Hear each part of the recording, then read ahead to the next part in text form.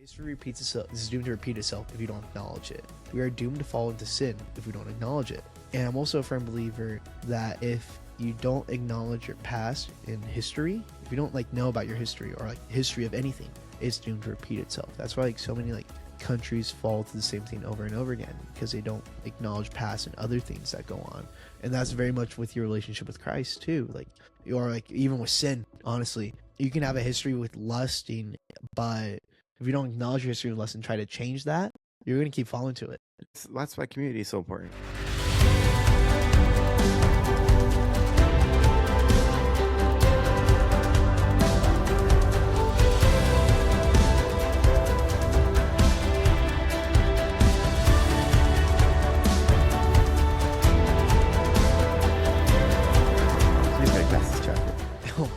Dude, it's awful. Yeah.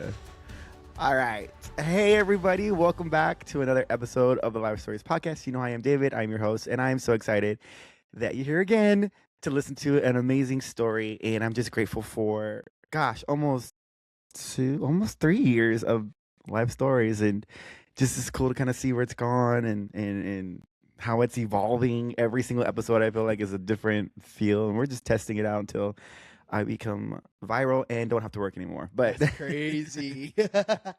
But I am so excited to introduce to you my friend Aiden. We met at one of CBC's OneWKND student conferences, and he was in my group. Yeah, that was 3 years ago now, I think. For me, I think it was 3 years ago. Because Cooper was a sophomore, junior. It was my senior year. Yeah, it's been almost 3 years. Yeah, that's where I met Cooper too, right? Yeah, I met the whole Leo. No, Leo wasn't in that group. Oh, Leo came later, after. Yeah. Wow. As far as I know, I actually recently gotten more close to Leo. Yeah, he's awesome. Leo, yeah, I love him. The bull rider. Oh my gosh, dude. But yes, he was one of my students. I guess he was one of my OneWKND students because he actually attends an amazing church that's actually they've got a campus here in San Antonio, and it's called Church Unlimited. And we love Church Unlimited, and we support Church Unlimited. And I'm so excited to finally have someone that's not a CBCer. You've been on a CBC streak. We have. This was a CBC series, and I'm glad to be broadening back out. And I'm not meant I love our CBCers, but we'll have more. Yeah, go ahead and introduce yourself and talk a little bit about how we met or whatever you're doing right now. My name's Aiden. I've lived in San Antonio my whole life. I've been going to Church Unlimited also my whole life. Ever since I was maybe second or third grade, I'm gonna be honest. So I'm a product of that youth ministry. We met at a OneWKND when it was probably my senior year. My best friend, he goes to CBC. Both my best friends do, but the one I'm talking about right now is Cooper. Cooper, dude, I love shout out Baylor Cooper, University. Baylor Bears, sick 'em. But anyway, he was like, "Hey, let's go to this event at my church. It's gonna be awesome. It's gonna be sick. It's gonna be cool." I'm like, "Is it where we're going to sleep over? I don't want to drive to your house every day." I'm like, "All right, fire, let's go." So we went, and I got paired with you, and I forgot the other guy's name. I'm gonna be honest with you.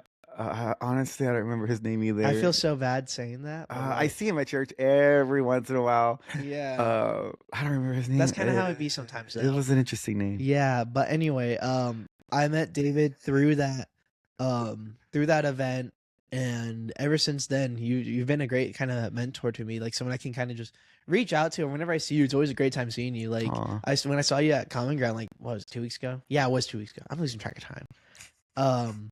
When I saw you at Common Ground 2 weeks, I'm like, David, I feel like I haven't seen you forever. And I saw you probably last week. And then I saw you again on Wednesday. Literally last night. It was so funny story. I was there after our student ministry, CBC students, so you guys regulars know about it.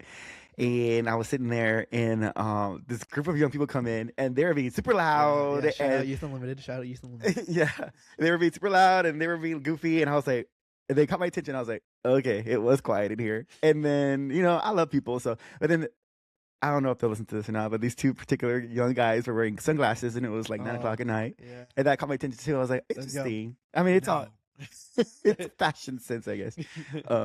But then I went to the restroom. We were at Wingstop, and I went to the restroom, and I came out, and I sat down on my table, and I look up, and I see this guy, and I'm looking at him, and we make eye contact, and he's like, David! what? I feel like the whole restaurant went, what? But I love that so much because I'm like, I really feel like the body of Christ is not limited to a church. Oh no, It is it's so never much limited. bigger than that. So I love having these kind of relationships with like people like you, not necessarily attend CBC, but we're partnered in a way. And then when I can see you, and then I can meet all your church unlimited No, people, yeah. and they can meet all the CBC people Mhm. and Cornerstone people and The two Summit. people that go to the 2 people that go to Summit. No shade, no shade.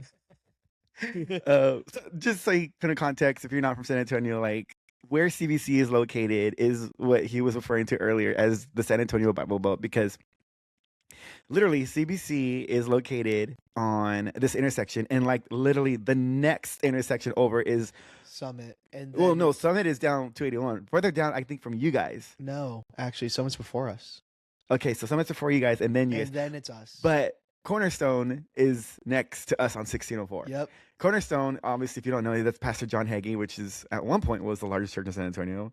So you've got these two massive churches, literally one intersection from each other, and then you have like, but if you just go further down 1604 towards like north, going towards Austin, you'll run into like Christian Family Church, and then there's Yeah. 24/7 Church, and there's a New Calvary Church, and then there's like all these other churches just planted. It's like, It's a literal Bible Belt. yeah, and It then is if you go on literally- 21, then you'll get to You'll Church see- you'll see- Unlimited and Summit, and there's some others that were No, further yeah. down. But yeah, we're all there. So if you're ever looking for a church, just go north. literally just go north of like San Antonio, Loki, and you'll find like at least 5 different churches. Yeah, and they're all Like, great. No, they're all great. Yeah. I can't say I've had a bad experience at a single like San Antonio church. I can't even say I've had a bad experience at church, period, because I've lived in San Antonio my whole life. So like, but yeah, I go to church right on Stone Oak. We're based out in Corpus, and so like it's kind of weird. Like we're a big enough church, like you can mind your own business during sermon and message and everything, but like when you know the people at your service, like I go to the 10 a.m. and I sit with like so many like the friends I have in that 10 a.m. I go and sit with them, and then I serve for the 11:30, and then I see everyone that I know from the 11:30. So like you know who goes to what, and that's how like small but big we are at the same time. Yeah, And it's a really neat thing. I love that. It's kind of the same pattern I follow. I attend the 10 o'clock, Mm-hmm. and then I serve the 8 o'clock, and then there's 2 other services after that, which I'm usually not around like for. 11:30. Yeah. No, you have like y'all's are like 30 minutes off of ours. So we have like an 8:30. You have a 9. We have a 10. We have you have a 8, 10, 12, and 10:30. 2 on Sundays, and a Saturday at 5. Okay. It's a lot. All right. And then the 9, 10 at the other campuses, and then the 1 o'clock on the south side. Really? It's a lot. There's a lot going on. That's crazy. Y'all be But- moving. Y'all be moving. But hey, again, Body of Christ is a bigger picture than any church label, and we know we're not going to heaven as a church name, but we're going to heaven as sons and daughters of God. 100%. And I love that. Like I found it so exciting to see you last night. I got to meet your youth pastor, which was really cool because I never met him before. Really? Yeah. I just recently met the youth pastor out of Westover Hills. He came and preached at one of our student services, and Really? it's phenomenal.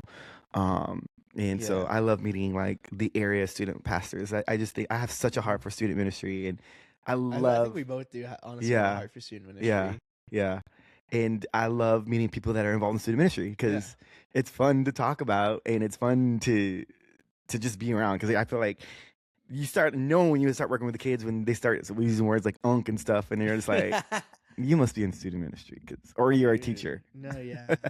Because like I lead all middle school boys at my church, and Yikes. like I love them to death, but like sometimes I can't keep up with some slang, and I'm like, I'm not even that old, y'all. I'm like 20 right now, so like it's kind of crazy. Yeah. But no, yeah, I love that, and I love meeting like other people at other churches too. Like I've been going to Common Ground recently, Mhm. and I've made some great friends, and like we made a whole group. Like first night, me and them, I went to Upper Ground. It's when I asked you to give me directions to Upper Ground.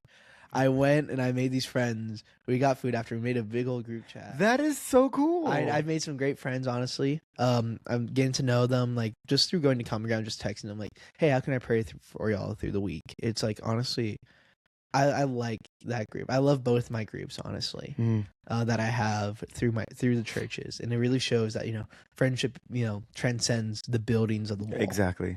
I mean, wall of the buildings. Ugh. Yeah, I mean, when Jesus comes or when the world ends, I mean, It's I not had a gonna pastor. matter that you go Yeah, to I had a pastor Community that. Bible Church, Church Unlimited, or like Yeah, the church on Cumberland Road. yeah. I used to have a pastor who was actually For those who know. right on Redland Road, right behind TBC. And he used to say, like, if we build a building and we outgrow it, we can sell it to HEB, and then it's no longer a church, it's a grocery store. And Ooh. so it's like buildings mean nothing. Yeah. So I appreciate that, man. I'm so grateful to know you, meeting you at One Weekend, and then I just remember when we were going to Cooper's graduation and hearing you pour Oh my into him. gosh. I'll never forget that conversation, because I remember he was like kind of like gonna cut you off, and you're like, "Stop, I'm not done." I'll never forget that. I was like, "Oh my God." that.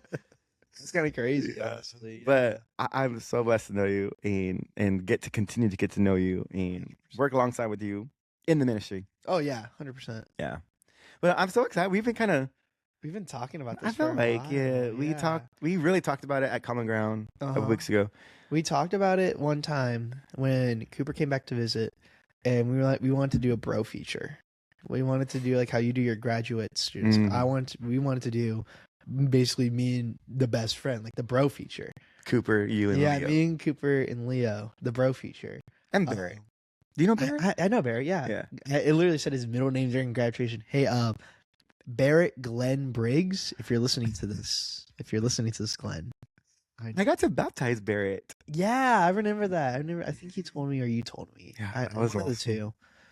But it never came to be. And so like I went to Common Ground a few weeks ago with my Bible study because we weren't meeting that week. Mm-hmm. Now we normally meet on Tuesdays, so it's kind of weird trying to go to a college ministry and having a Bible study because there's two completely different vibes. One, you are being ministered to and with a big group of people, which is great, but you'll miss out on like an intimacy of a small Bible study.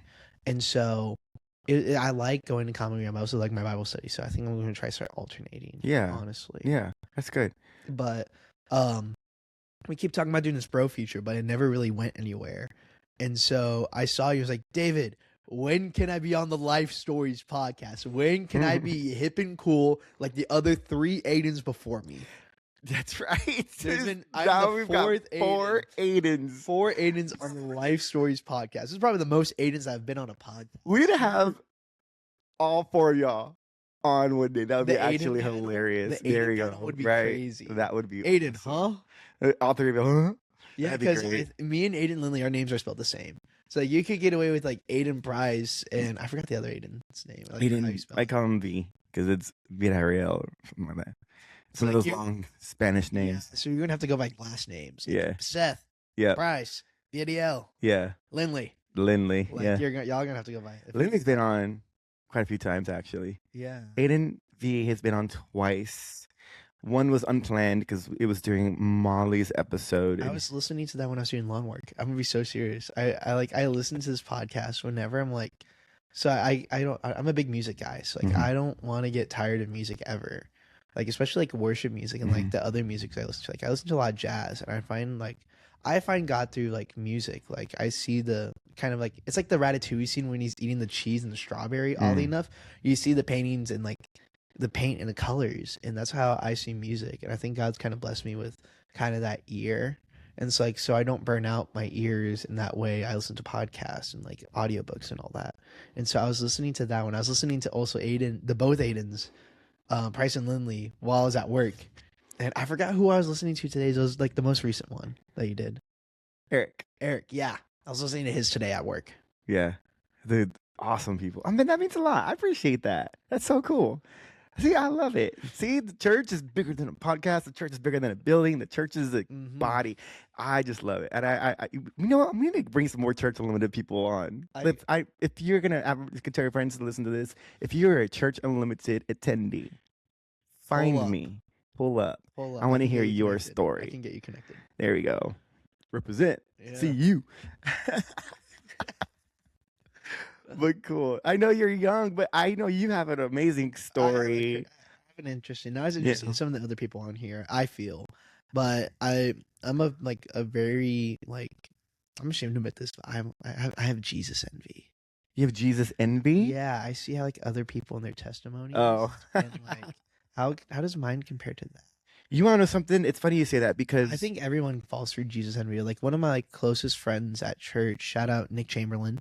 Um, I would always see him and his friend group at church when we were all both in youth, and I would be like, I never really had friends at my church, and so like I was always wondering like I didn't want to impede on this friend group, but like I also like I wanted friends.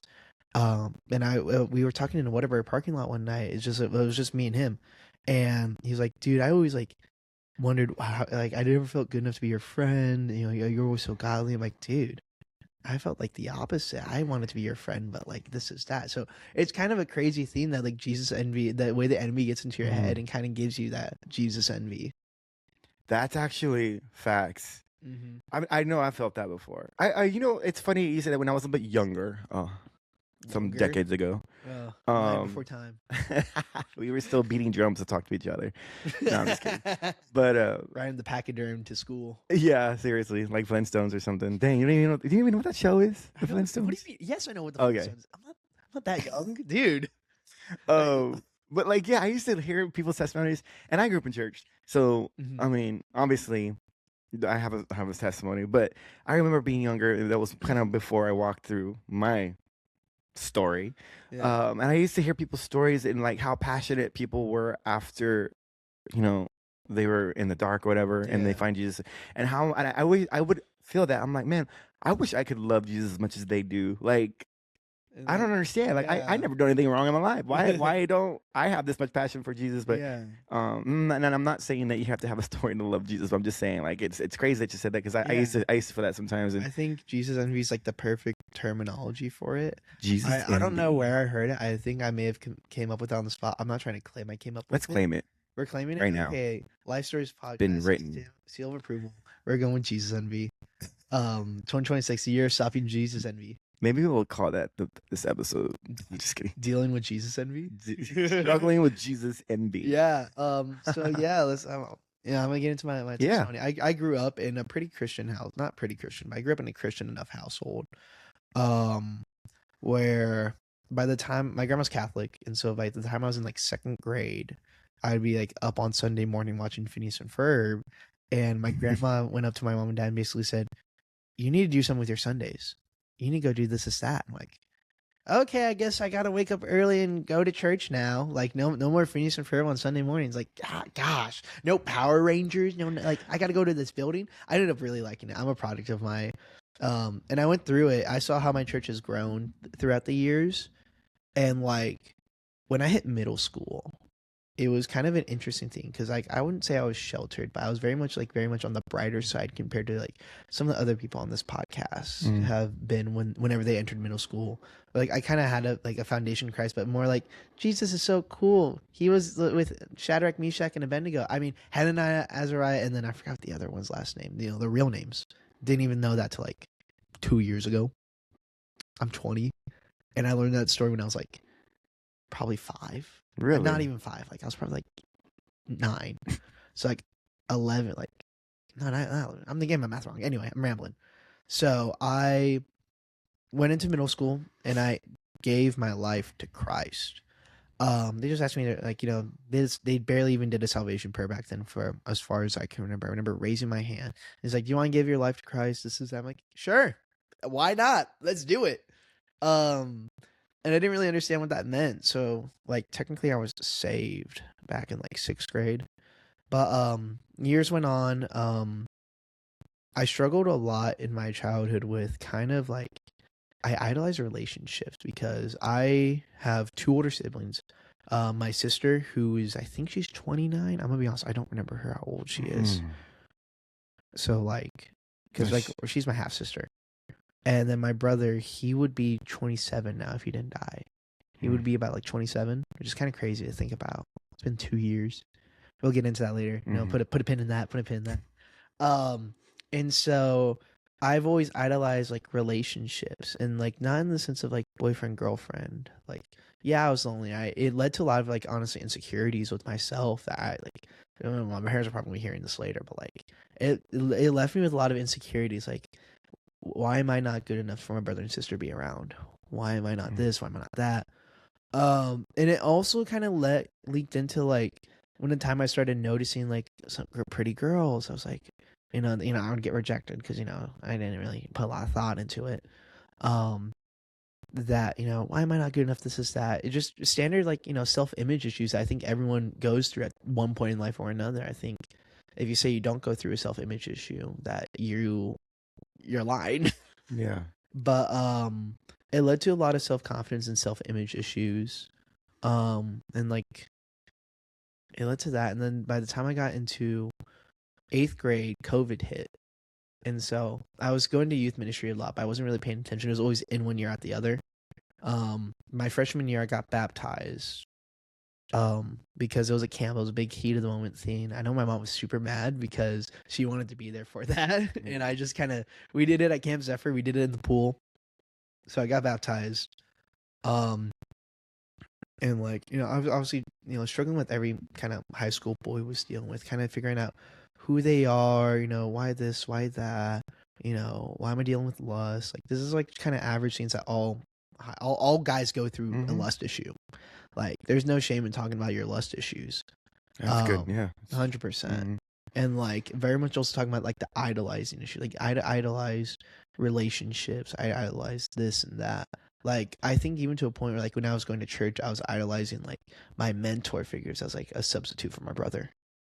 And so the time I hit my junior year, I met my best friend Cooper. I was super in church. I was on the core team for a tiny bit, but I was hopping in and out. I was in like one of the worst places of my life. I was in band throughout all of middle school and high school, actually. Well, almost all of high school.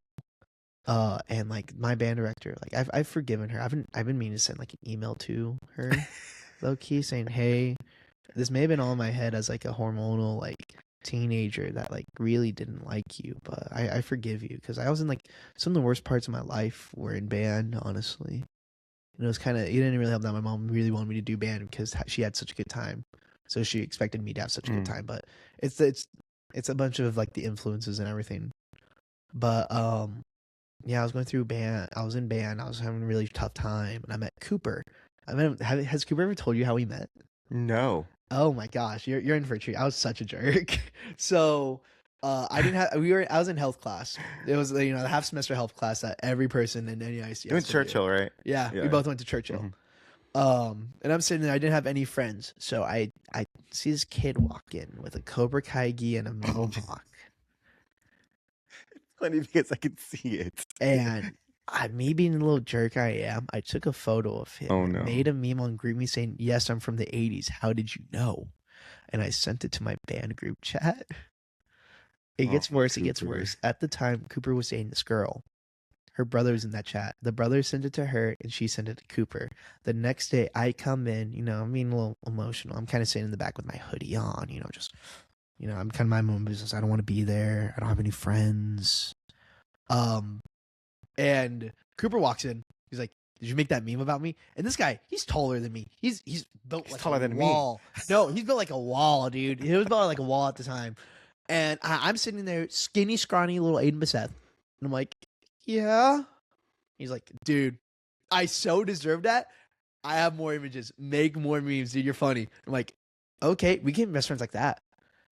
And that's Cooper. Yeah, it's so crazy to think like I became friends with him because I was such a jerk at the time that I was really spiteful that I didn't really have any friends in that class and just like more friends in general, honestly.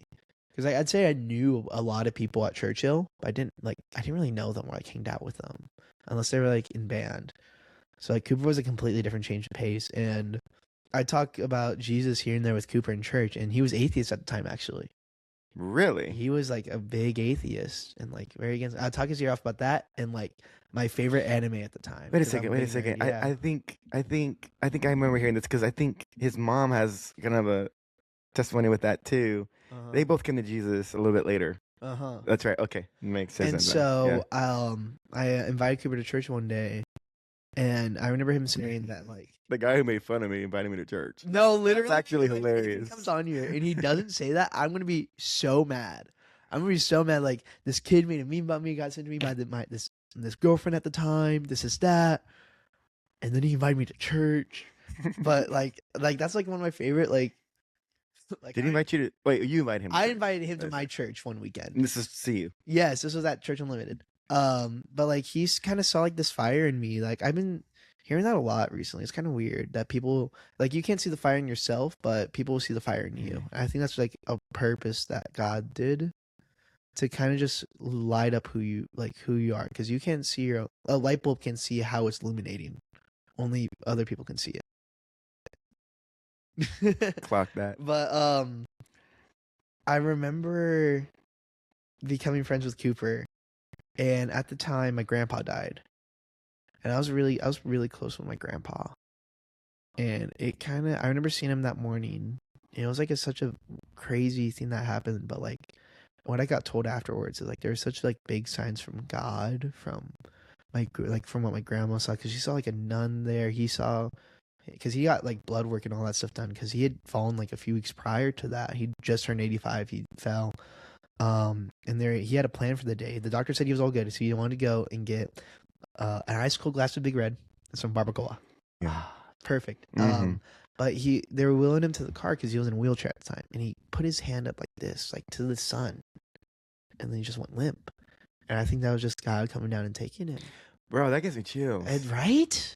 It's crazy to think about. And I remember at his at the viewing, I ended up giving a speech because I was like, I'm the first grandson. I am the son of his oldest daughter.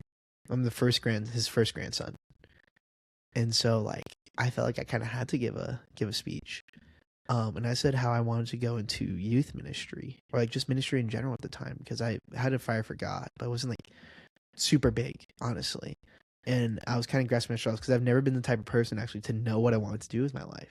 Like when I was a kid, I'd make these elaborate cup walls and all this stuff, like cup towers and all that, like red Solo cups. And they'd be like, "Oh, you'd be a great engineer." I'm like, "Okay, I'll be an engineer." Took an engineering program in middle school. Didn't really like it. I stuck with it in high school because it was a different teacher, but not enough to actually go pursue it. Or like, oh, maybe I should do music because I was in band. Don't do music. If you want to do it, you can do it.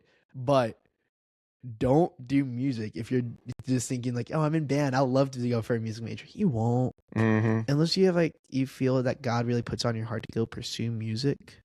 Don't pursue something unless God you feel like God's putting it on your heart. And so I don't even know why I said I wanted to go into youth ministry at the time. I'm gonna be real with you. But I remember that. And then I had this girlfriend at the time who basically is like, oh, I wanted to break, but we were still talking every day. And then there's this guy that she didn't want me to worry about. And then, she ended up, walking to sound rocking home. This is that, traditional high school drama, bull honky. Yeah, dude, let me use my funny little terms that I have, man. But that really kind of broke me that year. Junior year was probably one of the hardest years of my life. Just because I hated band, I did not really want to live. I'm gonna be honest with you. I kind of struggled with my self-image wasn't that good. My mental health was in the crapper, and I don't know. I was kind of under the mindset I wasn't really doing well in school. But I kind of adopted a mindset. This is gonna sound really bad. It's gonna shock my mom and dad to hear this because I know they're gonna be hearing this. At the time, I told myself that if I wasn't going to accomplish anything by the time I'm 25, I'm going to kill myself. I openly said that to myself, and I haven't told a lot of people about that actually, which is kind of crazy. And now, seeing how I was back then and now is kind of crazy. So senior year rolls around, I kind of just meddle through senior year. I wasn't really in youth at the time, but I also wasn't. I was kind of popping in and out, and I would always go to youth whenever something bad would happen. I remember, now we're going to get to the one weekend part of the story. I was at one weekend this whole time when I found out my brother died in a tragic car accident. He was drunk driving, and he exited the highway going 90 miles an hour one night. Wait, did this happen while you were at One Weekend? So this is because One Weekend is a 2-day conference. So what happened was some stuff happened. So we come back home Sunday. I found out the stuff that was going on with him prior, because there's other stuff. He was in the hospital. My dad planned a call with him, and he was drinking, and he couldn't tell. He didn't remember the call basically. It was really bad. I found out all this stuff because I saw him in September for my sister's kind of wedding reception because she got married during COVID.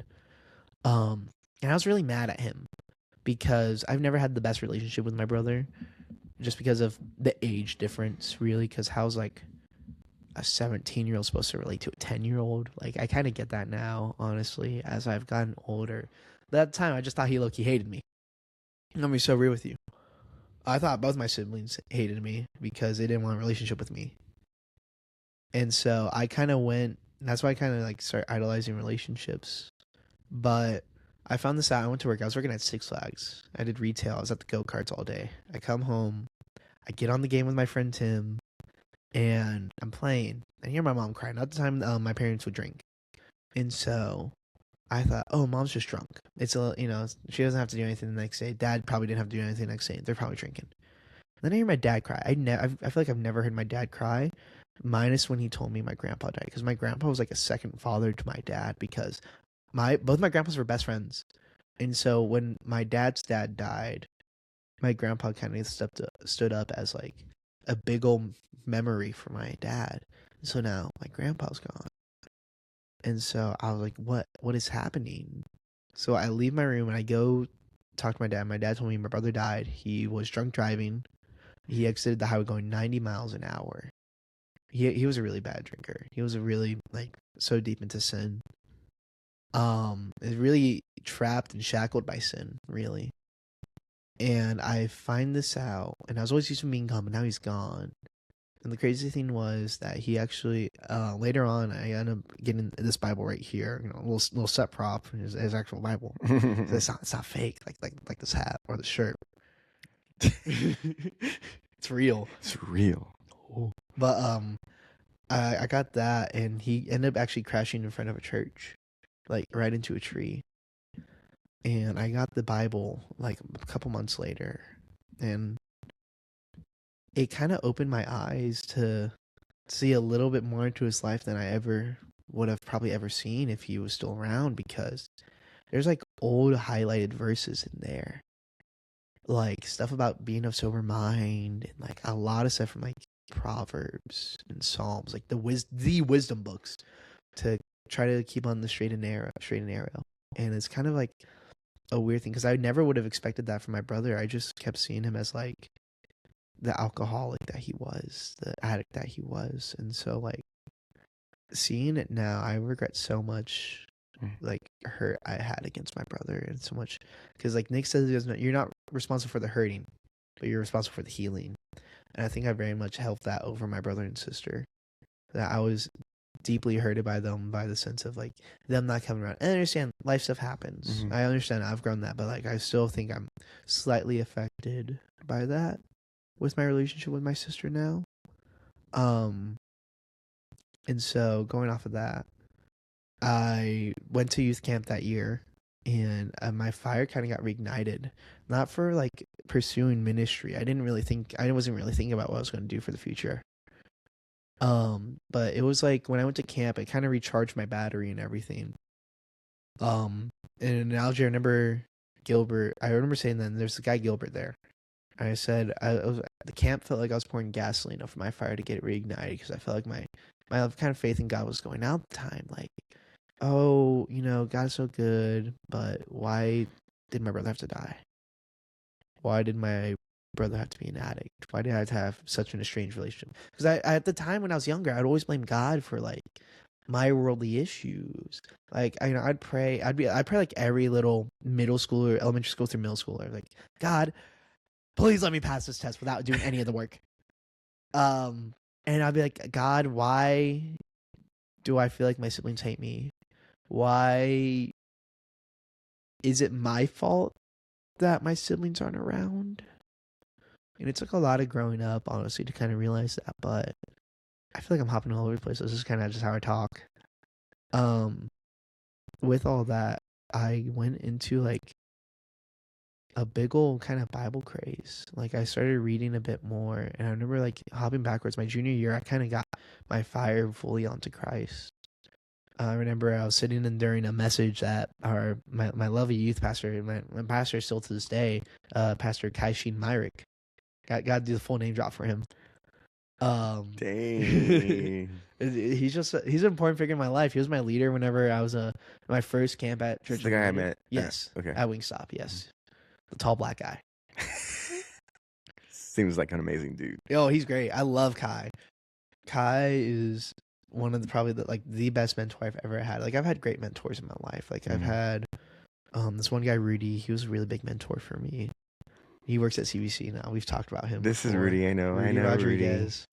Rudy. Like Yeah, Kai. he's a CBC. He's a CBC East. Yeah. So Kai is like he was with me since like day one of my high school ministry. Roughly, I had Joe for a bit, Joe Henderson, but I had Kai for most of my high school, and so he has been like a great mentor to me and everything. He's been there since the beginning. Cool. Yeah, I started. I remember Kai gave this message. It was about 1 Corinthians 3 verse 11. No foundation can be laid other than the one which is already laid. That foundation is Jesus Christ. This is Paul writing a letter to the church in Corinth, because at the time they were having a kind of a discourse because like, oh, I was baptized by Paul, but no, I was baptized by Apollos. But we're all meant to serve the foundation of God. We're all, Christ is supposed to be our foundation. It doesn't matter who we get baptized. It kind of like you said, the church is meant to transcend the walls. Mm-hmm. And so that message kind of got my fire really going again. And like, I don't really know what I want to do after high school, but serving here seems right. And that led to me now. I was a freshman at SAC for a tiny bit. I realized school wasn't for me because I didn't really know what I wanted to do. Like I said, I never know what I want to do. I kind of view college as pointless for me, even though I had a scholarship for a community college that gave me free schooling for 2 years. I didn't really view it as like, oh, it's such a great opportunity. I'm like, I don't know what I'm going to use this opportunity for. And so I kind of left. I'm not in school, so obviously. And so I left that and just kind of started serving more at Church Unlimited. Like I was already like right out of high school, like a little bit after high school, like before the college semester started. I started serving and I got put with middle school boys. I was in charge of 6th graders because we had a decent sized group and a good bit of volunteers. But then we shrunk both. So now I do then it grew to me doing 6th grade and 7th. And then now I do all middle school. And so it took a lot for me to kind of just do that. Like I always wanted to be the leader that I had for those students. Like I wanted to pour into those cups as my leaders poured into mine. And it's like that's like one of the driving things I've strived to try to do. That's how you know you have a good leader. Really? Like you had a good leader. I think so too. I've had some great leaders throughout my life, especially Kai. I will praise Kai for how he has taught me. And he's low-key kind of taken me under his wing recently because I applied for the internship at Church Unlimited. I didn't get it. And honestly, like, he's like, dude, I'm going to be so serious with you. I was like your mom. I wanted you to get it, but I also really wanted you to stay here. And I love Kai. He's honest like that. Like I remember the other day, this is so off topic. I was sitting in the office. It was me, him, and then we have a new guy, Joel, right? And Joel likes playing matchmaker. He's trying to play matchmaker for me and my friend Chase, right? And so Kai's like, I don't like it. I don't think I like getting single right now. And then he explained why. He's like, for the stage of life he's in, Aiden needs to stay single. This is that. He's explained, and he's like, Aiden, you're too calm. You're too chill. You're too cool. Like, if there's a fire going on in this building right now, and there's comic books in there, like, oh, there's comic books in there. All right, I'll take my time getting out. This is that. Even though, like, I'm very, like, I hate being late to things. That's, like, my one thing. I hate being late to things. Like, like, on my drive over here, I was very panicking. It's like, okay, I gotta be here by 7. I gotta leave by 6:20, like, at the latest. And so that's why, like, when you saw me at Common Ground, I was, like, there pretty early, like, all the volunteers were still setting up, because I didn't know what time it started. Because when I see 7, I'm like, okay, earliest I can be is 6:30. Yeah, I feel that. I don't like being late. I'd rather be early than late. Yeah. And then if I get there too early, I'm like, I'm gonna wait. I'm gonna make a dramatic entrance. Look at you. Look at you. Fashionably late. Fashionably late. But Kai was like, it's like such a big mentor for me. And he kind of like, he's helped me throughout these past few months with like kind of growing deeper in my faith and like also very much on my part, just actually getting more into my word than I was. And just, I've seen it like a really odd transformation from who I was a year ago to now. Like, I'm a lot more patient. I'm a lot more in my word. I'm a lot more trying to live biblical truths than anything than I was then. Because back then I would say, yeah, I'm a Christian. Yeah, I read my Bible here and there. I know this, I believe that. But now I'm like, the Bible's the word. Like, it is the word. It's the most important book of history you'll ever read. It's the most important truths you'll ever read. Because, like, I'm a firm believer of, like, history repeats itself. This is doomed to repeat itself if you don't acknowledge it. We are doomed to fall into sin if we don't acknowledge it. And I'm also a firm believer that if you don't acknowledge your past in history, if you don't like know about your history or like history of anything, it's doomed to repeat itself. That's why like so many like countries fall to the same thing over and over again because they don't acknowledge past and other things that go on. And that's very much with your relationship with Christ too. Like, or like even with sin, honestly, you can have a history with lusting, but if you don't acknowledge your history with lust and try to change that, you're going to keep falling to it. Yeah. Well, that's why community is so important. 100%. Community and also very much being who you are behind closed doors. That's such a big thing. And like right now in my church, we're going over discipleship, like what it means to be a disciple. And community is a big part about being a disciple and like actually going and talking about your issues with your friends and your brothers and your sisters and all that. So it's like, it's such a, I've had such a blessed kind of background with my church and with how I am, honestly. I don't think I'd be who I am. I don't know who I'd be who I am without my background. I'm gonna be so real.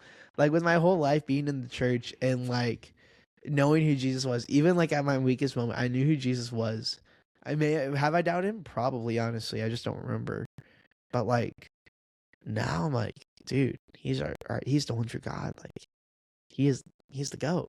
Like he is he's the lamb. He is the goat. Like he's the goat of goats. Yes. Man, I'll say this, you definitely have always had this positive, like, contagious vibe.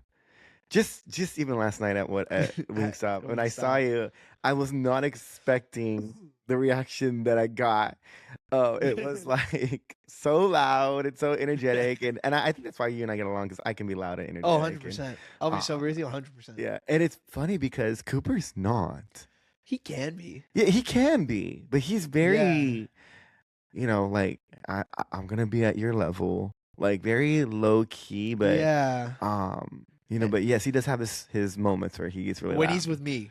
Definitely. Yeah. Because what I love low key is how me and Cooper both worship. Like you put on like Goodbye Yesterday. I'm bouncing around the room. I'm having a gay old time. I'm having fun. Like I'm doing, the road behind the cross, and then I'd spin around when we say I won't turn back. Cooper's there like just standing there clapping or putting his hand up and all that, and I'm into it. Like now I'm like, I'm bobbing all over the place, bobbing and weaving like Mike Tyson trying to punch my head off. And Cooper is standing there like, I'm surrendering to you, Lord. This is that. And I love how we both worship. And then we're like, dude, that video game, dude, that sermon, dude, this was peak. Like that's literally how we talk.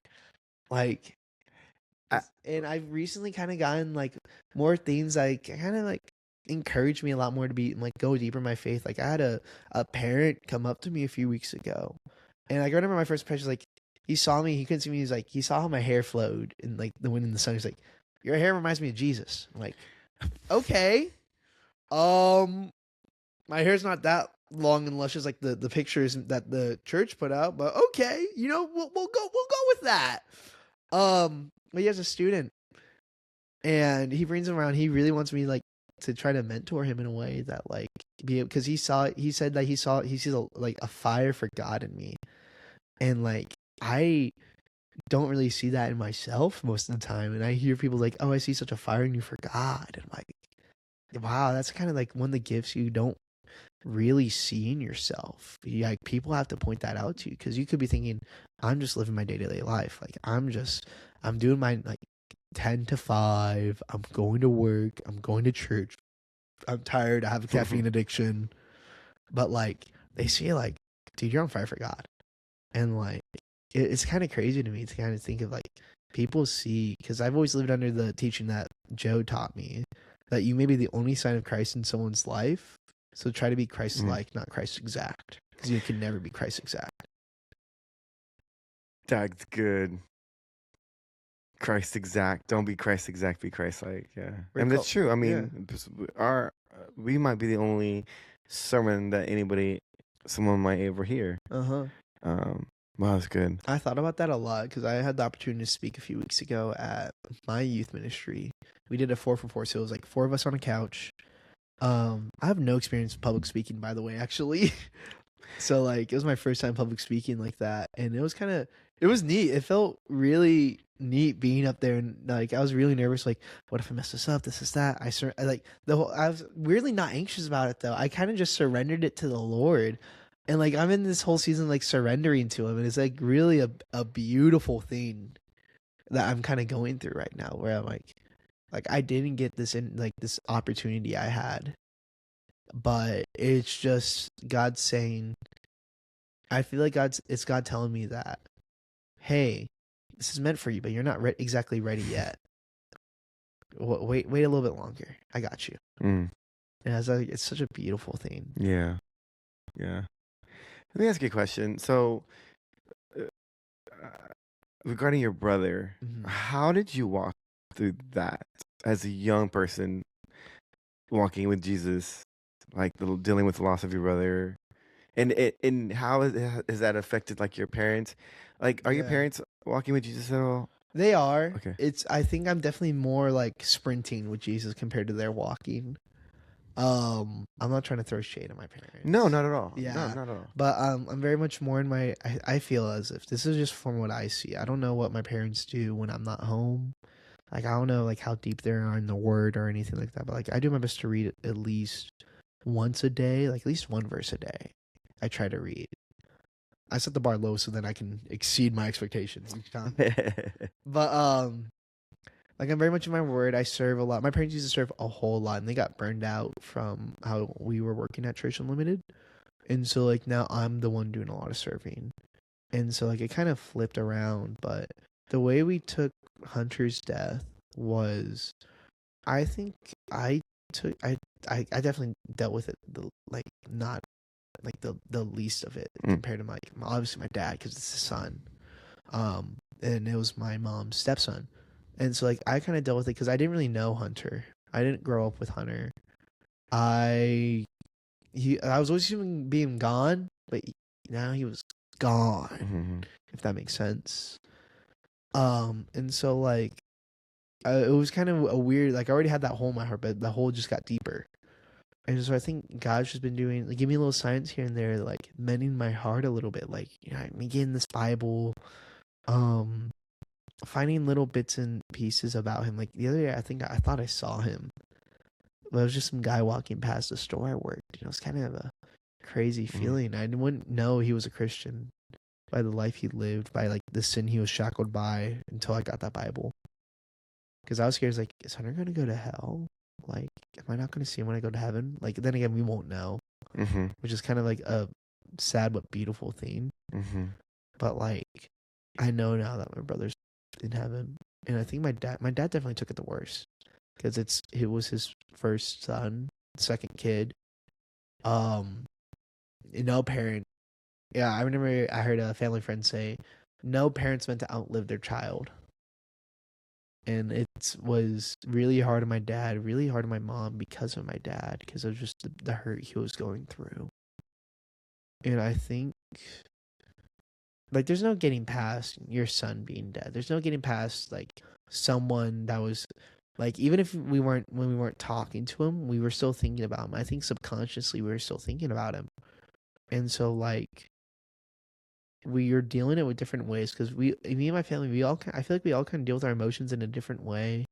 Like my dad's very much, you know, suppress it. You know, I'm gonna go chill in the garage. I'm gonna drink a beer. You know, watch news, watch some sports. This is that. My mom's very much like, whenever she gets upset, she closes herself off. Like she'll be really short with you. She's upset with you. I think that's just a Mexican thing, though. Yeah, I think you're right on that one. Yeah, definitely. And like me, if I'm upset, I will cry. And like, I don't know. I do I'm a weird hybrid of both, where like I'll just kind of be in my room and like suppress it, and then, you know, like it'll pop out and I'll start crying, or like sometimes I just feel the need to cry and I just Gotta let it rip, man. Let it out. Yeah. I think that's normal though. I really wish that people would learn that's I think it's a healthy habit. It is a healthy habit, but also it's kind of like a generational standards with like a lot of men to not. Especially Hispanic men. Oh, 100%. My dad's not Hispanic though. My dad's white, so it's like it's just a standard that guys have to kind of like. You got to be the rock because we were told we were the head of the house. So, and I think the way we view being head of the house is trying to be that stoic-esque figure that if something is trying to push us, we can't move. So if emotion is trying to push back at us, we can't move. But we can move. We just got to move with Jesus. Because, like, there's so many instances, like, Jesus weeps. Like, he cries, man. He was weeping. He was, like, begging. He's like, Father, is there any other way I can not get crucified? But he knew he had to. That's actually good. It's funny you say that because it was one of the episodes with Michaela, who actually preached last night at CBC students, Really? which did phenomenal. I'm speaking next week at youth. Yeah? For middle school, yeah. Yeah, well, I'll tell you. Give me a copy of that. Wait, you sent me something. Didn't you send me? Yeah, Yes. my first time speaking. Yes, that's right. So she was talking about how one of the things that somebody else ministered to her was the fact that Jesus wept. Yeah. And it's literally the shortest scripture in the Bible, but I'm hearing this scripture minister a lot lately to different people. 100%. And it's just amazing because I think in not to say that you've got to be like sobbing like terribly and snot running down your face. You can let out a thug tear. You can let out a thug tear, like 100%. Like just little one, like the guy from Cloud with a Chance of Meatballs. Oh no, let one down. No. No, I'm just kidding. No, but yeah, I think it's not a bad thing. I think especially for me, like, and now for you too, like in Hispanic culture, it's funny because even Eric had mentioned this in the last episode. Like showing emotion is kind weak. of frowned upon. Yeah. Yeah, and it's very sad because that's where this like weird stereotype comes in. But I really do believe that if a man coming to Jesus and interacting with Jesus can. It for me, it's like Rebel Conference is coming up, and I know last year I went to Rebel Conference together. Yeah. But Rebel Conference 2026 is coming up in a couple of weeks at CBC, and I always say I'm not going every single year, but you end up going. Every single year I'm always there. Yes, and but like I love seeing so many passionate men that are just worshiping Jesus, and it's crazy because I think it was last year too that the altar there wasn't even an invitation for an altar call, but the men just ran up there. Dude. It was so amazing to see, and then it ministered to me, so yeah, crying is not a bad thing. No, yeah, cry at home, cry with Jesus. Especially cry with Jesus. Like that's like the most important thing you can do. Is let your emotions out with Jesus, like, because he knows everything. He's like Santa, he sees you when you're sleeping, he knows when you're awake. So like, he's always gonna be there for you. He's always there for you. Yeah, it's just a matter of like accepting. Like I've always viewed it as like that, and with sin, you have a cut on your hand. You naturally want to keep it like real tight and closed. But once you open up and let the rubbing alcohol of forgiveness and release your hand to him, you'll start feeling better. It'll hurt a little bit because you're breaking down the walls that that the world made you build. That's accountability.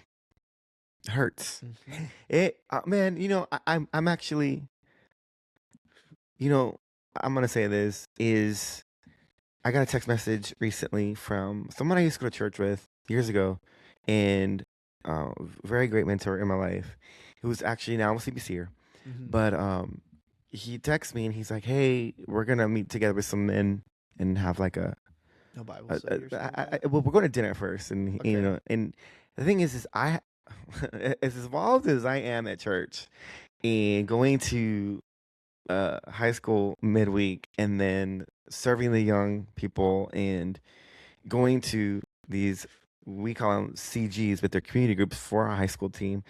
I don't have a community group. I don't have, and Really? yeah, so I feel conviction about it all the time. I was a part of one a couple years back, and it was great. It was a very small and small couple of guys, but up until that kind of disbanded, I have not had any like That's strong crazy. Really? accountability dudes in my life. Like I have friends, so I got this text message.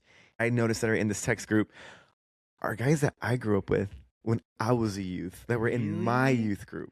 That's Yeah. It's really cool. Now you're in Now a they're all community group with them. CBCers. Yeah. Well, they're all CBCers now, Yeah, they too. um and it's just really cool. So I'm very very excited, and I say that because we were talking about accountability and how accountability hurts. Because I remember, okay, so I shared my testimony on another podcast. I have not shared it on On this here. podcast. Okay. So I have gone back and forth with God about it. Do I want to share my story on my own podcast? I think we need to do it where someone needs to sit in that seat and Well, interview you. I The don't want to give out too reverse. many secrets yet, but there is Oh, a plan. Um, seat swapping over the here. people have Sweet already been swapping over selected. here. Actually, I was approached with this idea, Really? and I don't want to say, I don't want to say You don't who it's wanna give gonna too many be, but I'm details. super excited because it's two people, Oh, okay. and they're both past guests, Oh, and I I have a can't strong tell feeling it you. might be the Aidens. It's the We'll Aidens. see. I was gonna say I can't tell you how much these two people mean to me. Um, and I am so incredibly blessed to serve along. Okay, it is the Aidens, and What I say? What I say? and I remember Aiden Price actually approached me about it. He's like, "Hey, bro," he's like, "What do you think about this? Let me and Aiden hijack your podcast." And I was like, "For what?" He's like, "Because we want to hear your story." And I was kind of like, I don't I know. mean, to be fair, you can't have a life stories podcast without talking about your own life I story. know, but it's so hard. It is. Like I was nervous all the way coming up to this place. Yeah. But like I know that this is going to be one avenue that God is going to use me to reach out to some Yes, people to kind of sir. help guide them. Yes, And, you sir. know, And I mean, in all fairness, I already did share my life story on somebody else's podcast.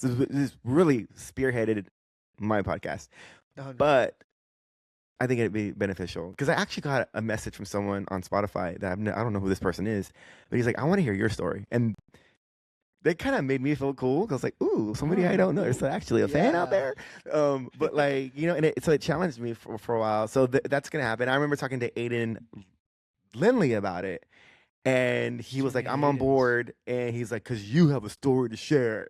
It was so funny because in Lindley's like strong masculine voice, when you're around godly people, you're going to become a godly person. Like another teaching Yeah. I've gotten from church is the people you hang around with now is the person you're going to end up 6 months later. So are you going to surround yourself with a bunch of lukewarm Christians that have that only Sunday and maybe Wednesday faith they serve, but they don't carry on to Monday? Or are you going to be with them, that people that have that all week faith, the anointed people? Because a big thing is you got to be crushed before you can be anointed. Bruh. Plug it. I so stole that from Pastor Paul from my church. I so stole It's all that. right. Like, but it's so true. Like you can't, like you're gonna sin. It's human nature. We're naturally sinful people. Adam and Eve sinned at the very beginning. Like it's embedded in our DNA. It's embedded in our human nature. It's like how birds like instinctively know how to fly. Yeah. It's in our human instinct to sin. That is actually Aiden. I have never thought of it that way. Really? Yes. I've always thought of it like that. Like it's human nature to sin, because if animals are built in with this instinct, since Adam did that, we're built in with that instinct. It's like how you carry kind of like just habits from your parents. Like the way I say my brother's name, like I say Hunter, right? Because that's my brother. My brother's Hunter. My dad says Hunter, the same thing. Like that's such like a base level example. But like, because I would say Hunter. yeah, like I've always grown up saying Hunter. Like, I don't know. It's shorter, more efficient. Well, because Anyway, I've got a student. He's in middle school student, and his yeah. name is Hunter. Well, his name is Hunter, but I call him Hunter. But like, you know what I mean, though. Yeah. And so like, it's if you surround yourself by godly people, you're gonna become a godly person. But like, you need to be crushed first. You need to go through sin. You need to repent. You need to actually go through the process of like, I'm gonna be honest, you gotta struggle. It's not easy being a Christian. It's never meant to be easy to be a Christian. We're told that the fields are bountiful, but the workers are few, and that the easy road is big and wide, while the proper road is small and narrow. Like, walking with Christ is walking with a lamp that has the shutters closed almost all the way. You can barely see it. Sometimes it may seem like it's going out. It's not out. That's powerful. Bro, it is such an impressment. Impressment. That's not even an impressment. That's a new Life Stories podcast verbiage. It impresses me so much when young people like yourself that are so in tune with the Word of God. And I, as an older gentleman, can hear something like you just said, and I'm like, oh my gosh, you haven't enlightened my way of thinking. I'm like, oh my gosh, I'm totally gonna tell the kids this on next week, on midweek, And so like your material. yeah, I was gonna tell them to tune into the Life Stories podcast.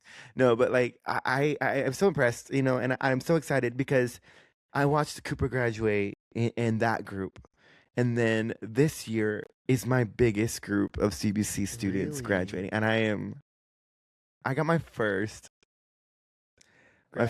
grad invite last night, and it was from one of my students who I've been with since he was a freshman, and I love this kid so much, and he came to church today and he handed me this, and I was like, I don't want it. I'm not ready for you to graduate, because that means like I'm not your leader no more. I'm always be like a mentor. No, yeah, yeah. So I think you can always hold a mentorship. Oh yeah, position, 100%. I but, mean, like, you're still a leader. Yeah. You're still a leader either way. Like I hope whenever my boys graduate, or like if I get put into a different grade, like they'll still view me as a mentor. Well, yeah. I mean, come on. Like, I'm very much a mentor for my cousin, and Yeah. he doesn't go to church as often. Like, he goes to a completely different church, and he's like not even technically related to me. Like, I just call him my cousin. So Yeah. like, you can always be mentoring. Yeah, of course. But like, I keep in touch with my youth leader, my youth pastor. I mean, she's the one that invited me to CBC. So, that was at Church Live. And so, but yeah, I'm so excited for this group, because there is such a group that, and just last night we have our small groups at midweek. Now we do these small groups at the end of the services, and I'm hearing them pour into each other, Oh, it's and I'm just like, man, when you hear your kids cooking, it's great, bro, for real. It's great. Oh, it's so awesome. And I'm gonna share this story real quick. So we meet Sunday nights. We call them community groups, for like smaller groups for the student ministry at CBC. And I normally am I've just started going to Pastor Caleb's group. Really? And You were part of the Palmers, right? Pollards. Yes. I went one time. That's right. In my defense, I went one time, and that's all I got. Because Cooper was part of that group. Oh yeah, And I was hanging out with him before. Yeah, it was Cooper, let's go. Leo, and Barrett. Really? Yeah, Barrett I would didn't go. know Barrett was Yeah, that he would great. go. I kind of assumed Leo was, because Leo. Well, Leo's attached to Cooper's hip. So we're attached to each other's hips. So Yeah. we're always hanging out. Definitely. Whenever There's we're no together. Cooper without Aiden, and no Aiden without Leo, and no Leo without Cooper. We're like the trio. Alpha and chipmunks. And so now I'm part of the Jones group, and it's been since the Easter season was here. There's been a lot of we didn't meet last week or last weekend because of Easter weekend, and so Pastor Caleb and his wife, I think they went to Disney, so they had a vacation, and so there was talk about canceling CG. So there was some talk among some of the leaders and some of the students, and nobody really wanted to cancel it. So we're like, well, what do we do? Because I live too far. My house is too far from where they are. Yeah. And so we thought, well, let's meet at Emmett Park, the park that's at CBC. And so that was the plan. But of course, as you know, the weather wouldn't cooperate. It was like storming, thunderstorm. Like literally, the power went out here at my house. Really? Yes. And so I was like, this past Sunday. Yeah. The power. I was at. It went out at Torchy's. CBC too. Really? Yeah. I was at like a Torchy's with like my church group. I never had Torchy's before that. Oh, I love Torchy's. It's expensive though. It's expensive for a taco. I just like tacos. I mean, so do I, but but I don't know. But anyway, I was with them and like the AC went out. Like we were just kind of chilling there, just talking. Oh. We were already done eating though. That's the good thing. Yeah. So we were kind of just sitting there talking. Yeah. So we were all tech meals, me and another leader and Pastor Caleb. We were like, okay, we need a backup plan to the backup plan. And we were like, what if we went? Because one of the leaders was like, let's go to Minute Event. I was like, I don't know if I want that because there's a lot of distractions there. Yeah. And so Pastor Caleb was like, well, why don't you do In-N-Out or Whataburger? And I was like, well, I hate In-N-Out. It's going to be a hot topic. I don't care. I do not like In-N-Out at all. I mean, it kind of. And somebody. Yeah, you talked about that in one of the life stories once. Probably. It tastes like paper. And somebody was like, well, they're Christians. I was like, well, Christians can't cook. Like, so what? Some Christians can't cook. So In-N-Out can't cook. Sorry. Anyway, so I was like, well, let's just go to Whataburger. And so we went to Whataburger, and I was just so impressed because he had this group of about 16 high schoolers at Whataburger circling up and just with our Bibles open talking about Jesus, and they were bold about it, like reading out loud, and people were like noticing it, and the workers were there kept staring at us, and I'm like, even as an adult, I felt awkward. I was like, ooh, we need that bold face. Yes, bro. Because I've realized that with how I was with my faith, I was very reserved with my faith, oddly enough. Like as I got older, I got more and more reserved. And I more recently started being more bolder about my faith. Like just doing like what I view as like small things now is like big things. I probably like the repost feature on Instagram. I've just been reposting a bunch of Jesus stuff. And like I hate the repost feature on Instagram. Like I don't understand why people repost stuff. I'm like, wait a minute. This is one way I can kind of spread the gospel. Yeah, it's true. And like force people to see it. 100%. Oh, 100%. But like things like that, like, or like even like being here on the Life Stories podcast is like, it's great. It's kind of, I wouldn't expect this like a year ago or like even a few months ago, like, cause I'm a big talker.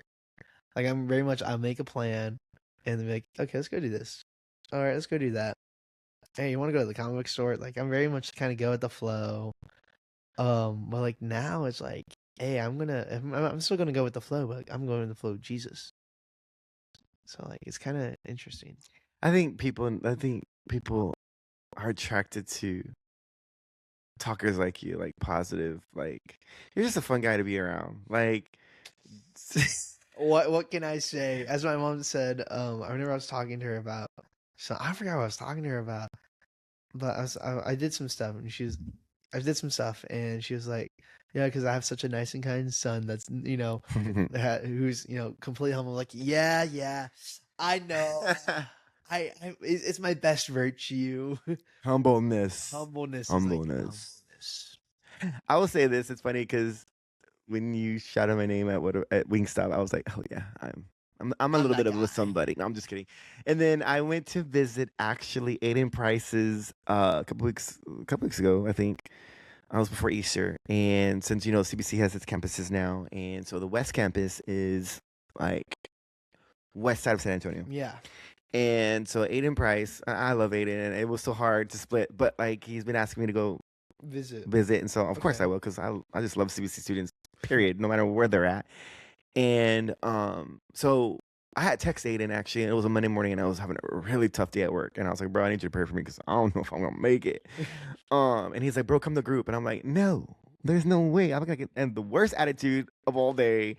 And I was like, I didn't even bring any clothes, and like I don't want to walk into your high school because with the campuses are a little bit smaller, obviously from central location, and so middle school and high school is combined. And I'm like, I don't want to walk into this group looking like a lawyer. So I actually went to the store on my lunch break to buy some shoes, and so I was like, I'm gonna go. And I went over, and I walk in, and I'm seeing some of my favorite people. They're like, David. So these kids that some of them knew me, some of them don't. Yeah. And they were just looking at me, and so I introduced myself to this one kid, and I was like, hey, my name's David. He goes, I know. He goes, everybody was screaming your name when you walked in, and it was just so funny. But I love that. I think it's fun. I'm a talker like you too. Like, so I think that meeting you was definitely a God thing. 100%. And I'm so thankful to know you, and I'm so thankful for the friendship that you have with Cooper too. Like, I know he talks very highly of you too, like when you're not around. Yeah. And again, and it just goes back to the beauty of the body of Christ. Like, we don't attend church together, but Yeah. we're still like in They're this still together. united. And Yeah. it was really cool to see the CU group at Wingstop. I wish I would have gone. I wish I would actually. You know what? I wish I would have talked to them. I almost when I You drove should off, I was like, have. I kind of wanted to stick around and You like should get to know them. just come and sit at my table. Dude, Low I should have key. done it. Like the group of people I hang out with, great group of people. Yeah, they look like it. They went in. Okay, they went in there pretty loud at first because I was talking to Owen What, and are you talking about like the people at the round table or the people that were like behind you? no, the people that were at the round table came running into the people that were behind us and were very loud. Oh, And I remember looking up and I was like, oh no. My peace and quiet is disturbed. And then it was funny because we were talking. I was like, I bet you these are Piper people because they look some young. do go to Piper. You're okay. It's obvious. Like, I mean, we just figured because of the area too. We're in Yeah. Piper territory And over also, there. like, I know some go to like like two of the girls that were in that group over there go to Davenport. I don't know what that is. It's another high school. I think it's in Comal district. So that might be more north. I think so. Like Beauverde maybe. Don't ask me. I don't live in that area. I live like 20 minutes away. Yeah. And then I saw you, and when the moment I saw you, I was like, I know who these people are. These are definitely Church Unlimited people. So it's cool though because you can, man. I'll say this. Look, one of the most beautiful things about the body of Christ is that you can recognize 100%. Jesus in people. You see gifts that you don't see in yourself in other people. And I think that's kind of a beautiful thing about it. And like one thing I've realized, this is just me being a nerd. I see it in like art and like shows and all stuff. Like I was talking to someone about God the other day, and I'm like a big like anime comic book guy, all this stuff. And like one quote I constantly think of when it comes with our relationship with Christ is from this anime called Gurren Lagann. This guy named Kamina says this is, don't believe in the you but that believes in you. Believe in the me that believes in you. Believe in Christ that believes in you. If you don't believe in yourself in your relationship with Christ, believe in Christ because he believes in you. That is so good. And then the other quote from that is, we are constantly evolving every second, every minute. We will always be growing. That is from Simon from that show. And we are always growing in our faith. We are always growing as people. Each step, each second we live, we are constantly evolving in our relationship with Christ.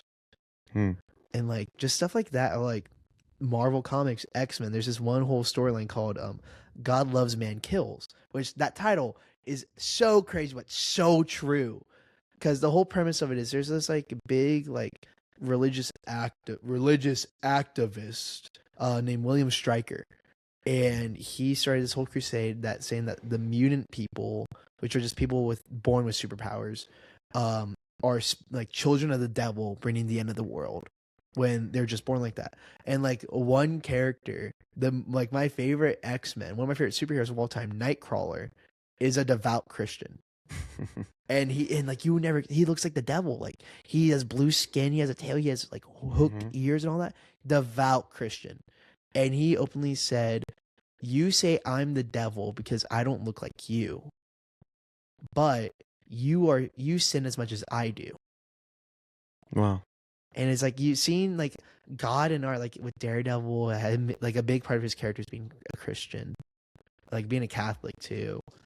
And like you see it in so many pieces of art, and like I love how God just shows us and gives us different ways to kind of like, you see stuff in the world that you wouldn't expect to tie to God, but you find a way to tie it to God. Like literally what I did with the Gurren Lagann quotes, or with X-Men. Like it's how you frame it. Well, everything belongs to God. Oh, It's like, I don't like when people say, well, Halloween's a double day. No, Halloween, the devil has no days. All days are God's days. Lord's. All days are the So Lord's. no, we don't give the devil one little second of our 100%. Because the second you let him rule your life, he's driving the car and taking you on a joyride that you won't live. Yeah. You're absolutely correct on that. And wow. But yeah, I think the last thing I can say is, man, I think to show some like encouragement to people that are young like you, especially to like this current student group that's graduating this year. Like I just really think that, and going back to like the Whataburger thing, because the Whataburger thing, like it really just like it just encouraged me to know that, man, this generation is not falling away from Jesus. I don't think I've ever seen, at least in my time, a young generation like yours, and even like the ones behind you, Yeah. so on fire for Jesus. I think it's another big Jesus revolution that we saw in the 60s, because all those kids were lost looking for a shepherd. And now I think we, as a generation, we kind of got the people before us have gotten a bit more complacent about their faith, or not even wanting to believe at all. And so now you see people actually looking for the answer. That answer is Christ.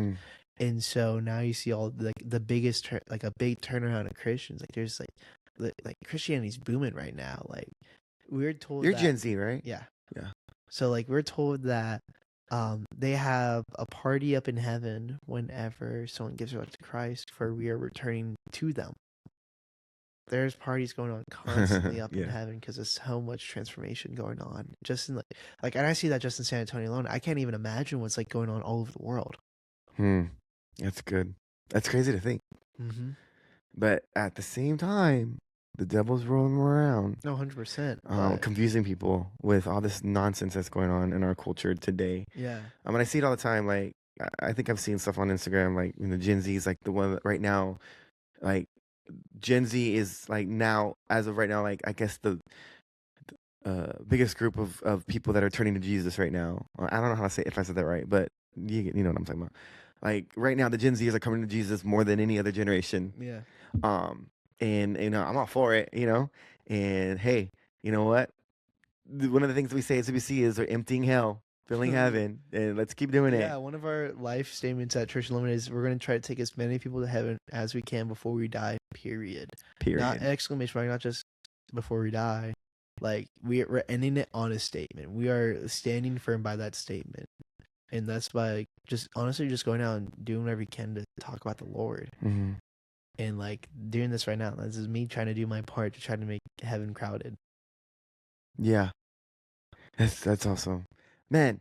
I'm so proud of you. I think you're one of a kind. And I'm so, again, I've said it like 5 times already, but dude, I'm so happy that I got to meet you, and I want nothing more. I'm so glad that you decided or wanted to come on the podcast, and you definitely beat Cooper. Is there any like one last encouragement that you want to share to someone maybe like your age, or someone, maybe some of your students at Church Unlimited? Honestly, what I can say, if you get anything from any of this, if you sat here for like almost an hour and a half of us just kind of yapping about, be bold in your faith.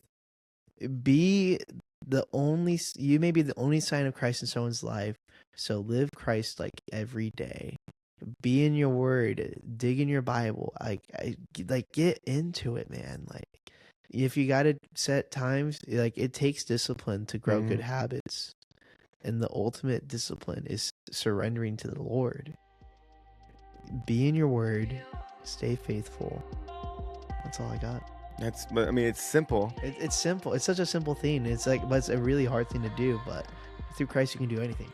Anything. I give my stamp of approval on that.